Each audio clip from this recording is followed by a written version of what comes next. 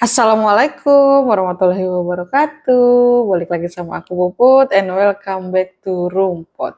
Oke, udah lama ya aku nggak tampil, nggak nongol di layar kaca Anda.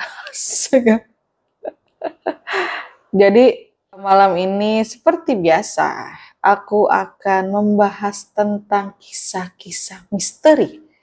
Oke, tanpa banyak basa-basi, jadi malam ini aku akan membahas tentang sebuah kisah nyata yang pernah terjadi di Indonesia yang mungkin banyak yang nggak tahu nih sama kisah yang bakal aku bahas malam ini. Nah, jadi ternyata ada nih suatu desa di Indonesia yang perilaku penduduknya itu nggak hampir sih sama dengan kaum Sodom Gomorrah ya sebutannya, kaum Sodom Gomorrah Nabi Lut pada saat itu yang senang melakukan kemaksiatan guys. Nah, jadi yang nggak tahu sama kisah Nabi Lut, mungkin aku sedikit bahas nih ya. Jadi Nabi Lut itu adalah anak keponakan dari Nabi Ibrahim alaihissalam. Dan ayahnya itu bernama Hasan bin Toreh.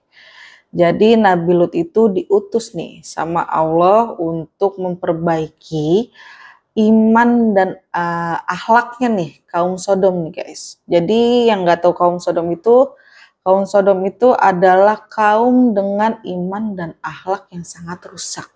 Rusaknya kenapa? Jadi mereka itu suka melakukan kemaksiatan tuh, yang udah aku bahas tuh sebelumnya.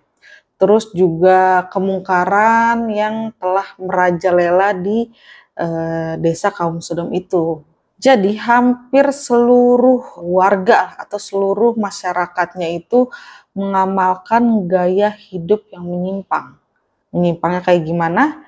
Jadi mereka itu melakukan hubungan sesama jenis, laki-laki sama laki-laki, perempuan sama perempuan. Perbuatan ini merupakan perbuatan yang sangat buruk nih guys. Jadi saat itu Nabi Lut ini udah memperingati kaum Sodom itu untuk menghentikan perbuatannya tersebut. Tapi mereka itu nggak mau ngedengerin apa perkataannya Nabi Lut. Akhirnya kaum Sodom itu dimusnahkanlah nih dengan cara diberikan bencana gempa bumi, terus angin kencang, terus juga ada nih guys, kalau kita makan hujan air ya, kalau ini hujan batu yang sudah dibakar, batu panas kayak gitu. Dan kejadian itu akhirnya menghancurkan dan memusnahkan kota Sodom berserta penduduknya. Dan kejadian ini kira-kira terjadi sekitar 1800 sebelum Masehi. Dan ternyata nih guys, kisah ini pernah terulang kembali di sebuah dusun di Indonesia nih ya. Di sebuah dusun bernama Dusun Legetang di daerah Banjarnegara, Jawa Tengah. Oke, sampai situ udah ya, nggak usah banyak-banyak. Langsung aja nih ya, aku akan ngebahas tentang kisah nyata Desa Legetang.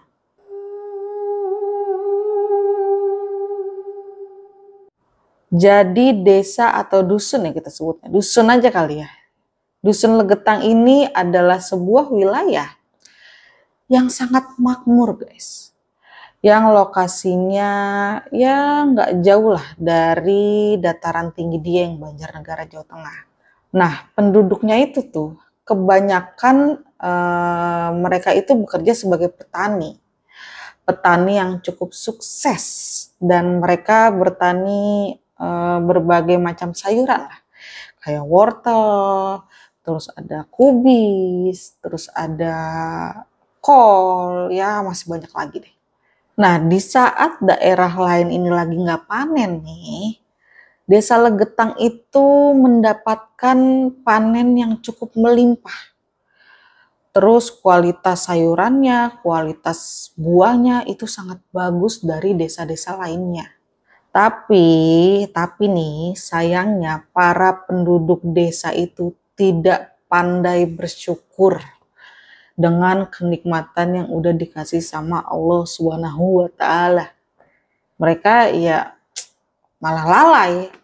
Terus asik dengan hasil bumi yang melimpah itu tuh. Jadi mereka menggunakan hasil panennya ini untuk melakukan judi, terus mabok, terus nyewa cewek, entah cewek apa cowok, kayak gitu guys. Pokoknya hal-hal yang negatif lah. Ternyata nggak hanya itu aja guys, nggak cuma mabok, nggak cuma judi, nggak cuma nyewa-nyewa wanita-wanita atau laki-laki, ya begitu deh. Mereka itu ternyata setiap malamnya nih mengadakan sebuah pesta, party, sebuah pesta bernama lengger, ya itulah pokoknya. Jadi sebuah kesenian tradisional yang dibawakan oleh para penari perempuan yang sering berujung dengan perzinahan guys. Dan itu bisa dilakukan, kadang dilakukan sama laki-laki atau perempuan yang sesama jenis. Atau bisa kita bilang kalau sekarang LGBT gitu ya. Nah ternyata nggak hanya orang dewasa aja nih, ada maaf ya, ada juga anak yang malah melakukan itu sama ibunya sendiri, terus bapak yang melakukan begitu juga sama anak perempuannya, terus masih banyak kemaksiatan yang dilakukan di pentas lengger itulah, kayak gitu guys. Nah jadi nih guys, ada nih cerita pada suatu malam di tanggal 17 April 1955. Jadi tiba-tiba di Dusun Legetang itu turun hujan nih guys, yang sangat lebat terus dibarengi sama angin yang cukup kencang. Tapi masyarakat Dusun Legetang itu tetap aja melakukan kemaksiatan. Mereka itu tenggelam dengan acara pesta itu nih. Nah, di saat tengah malam nih guys, hujannya udah berhenti dah lah ya. Udah mereda lah kayak gitu. Tiba-tiba terdengar suara keras nih. Seperti ada sebuah bom yang jatuh di desa tersebut. Nah, suara itu sempat terdengar ke desa-desa tetangga nih guys. Jadi pas malam itu tuh nggak ada sama sekali warga atau masyarakat seberang atau desa tetangga yang berani keluar rumah karena suasananya tuh udah gelap, terus jalanannya licin, nggak ada lampu sama sekali. Udah mereka tuh takut terjadi apa-apa, ya udah mereka tuh yang warga desa tetangga tuh diem aja tuh di rumah. Dan baru besok harinya nih, paginya tuh, ternyata nih masyarakat itu kan kepo nih, suara apaan sih tuh yang ada tuh, yang semalam kedengeran tuh kayak bom. Nah pas dicek tuh sama warga sama desa tetangga, ternyata itu adalah sebuah longsoran lereng gunung pengamun-amun yang tepat menimpa Dusun Legetang. Dan dari kejauhan terlihat nih guys, puncak gunung pengamun-amun itu tuh kayak kebelah. Kan gunung nih begini, ya kan? Itu jadi posisi yang di sebelah sininya tuh kebelah kayak dipotong gitu guys. Aneh gak sih?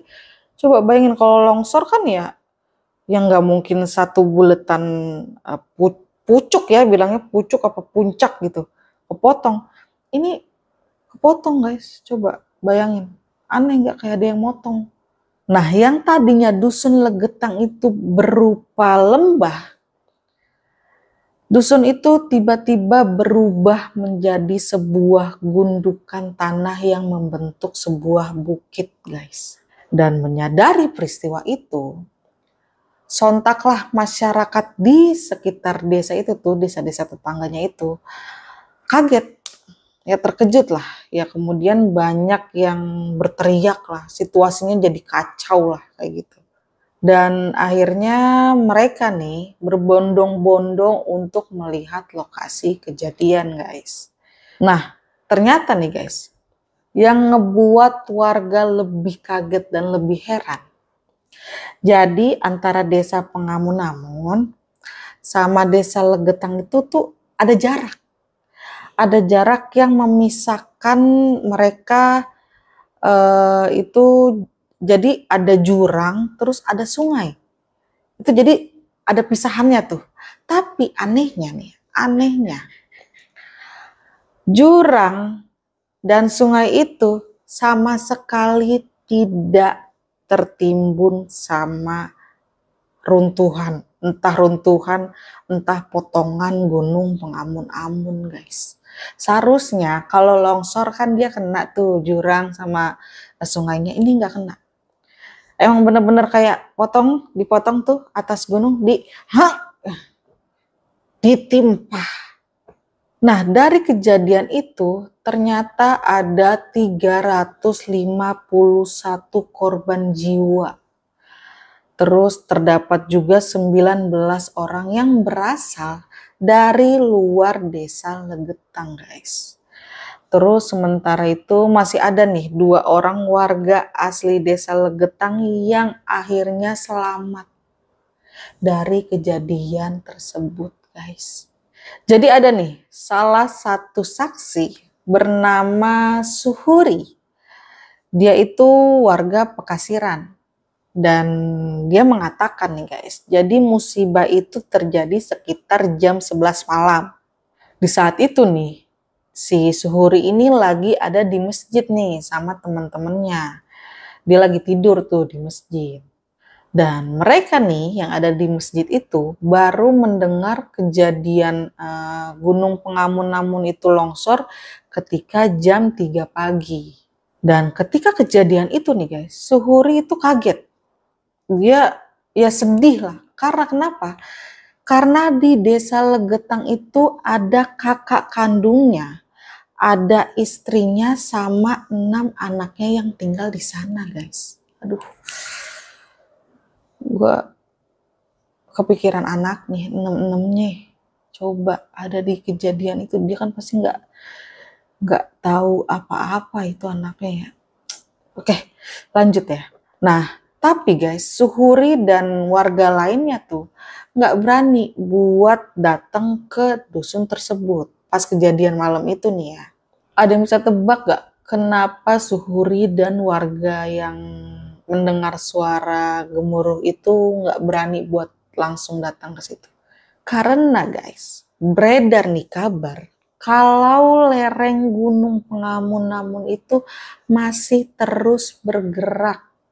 Masih terus kayak muterin desa Legetang itu. Wah, gila ya. Merinding loh aku nih. Oke, lanjut. Nah, lenyapnya desa Legetang ini nih guys, dan lenyapnya penghuni-penghuni desa Legetang itu ternyata menjadi misteri nih.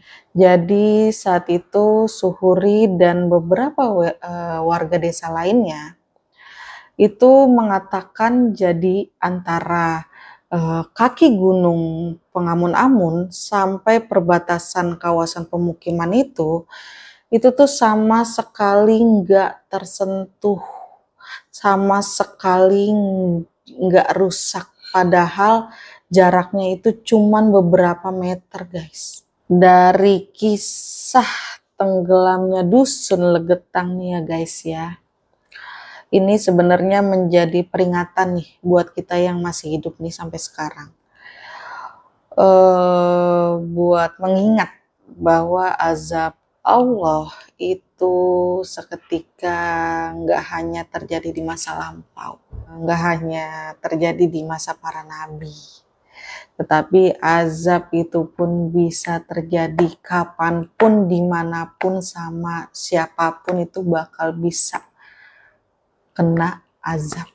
Dan kini lokasi tertimbunnya desa Legetang itu lama-kelamaan digarap lah sama desa-desa tetangga dan dijadikan sebuah budidaya tembakau, terus sayur, terus buah-buahan. Dan di tempat yang dulunya menjadi lokasi tertimbunnya Desa Legetang itu dibangunlah nih guys, sebuah tugu dan prasasti peringatan.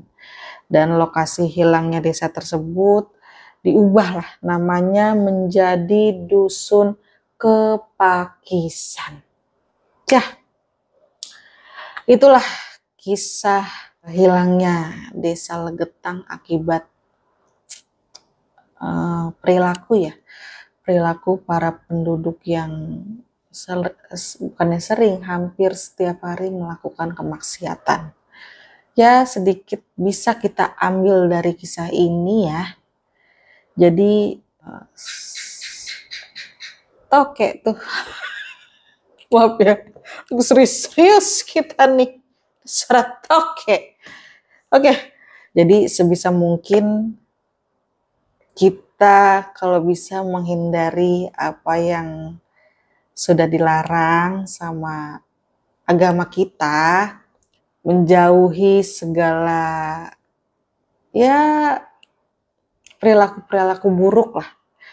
Karena ya itu tadi, kita kan nggak tahu ya kapan azab itu bakalan datang ke diri kita.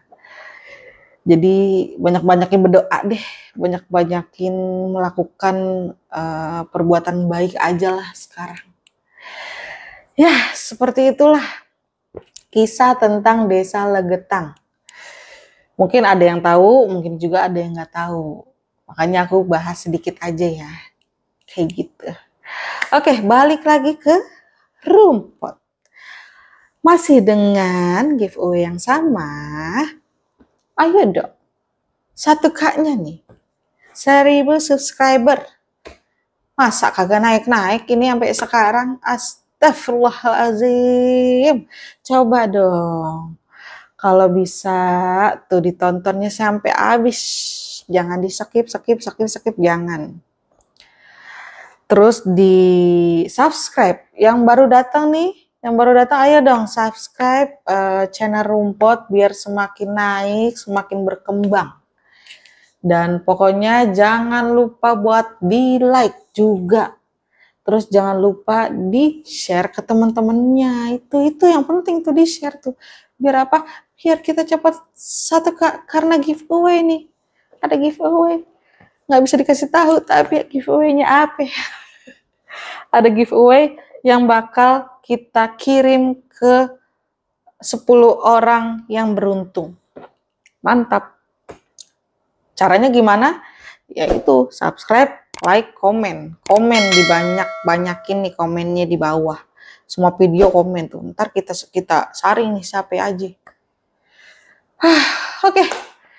Pokoknya support terus channel YouTube Rumput. Terima kasih yang udah nonton episode malam ini. Maaf kalau ada salah-salah kata. Saya Putri atau Puput pamit undur diri. Sampai bertemu di malam Jumat kemudian. Oke, assalamualaikum warahmatullahi wabarakatuh. Bye.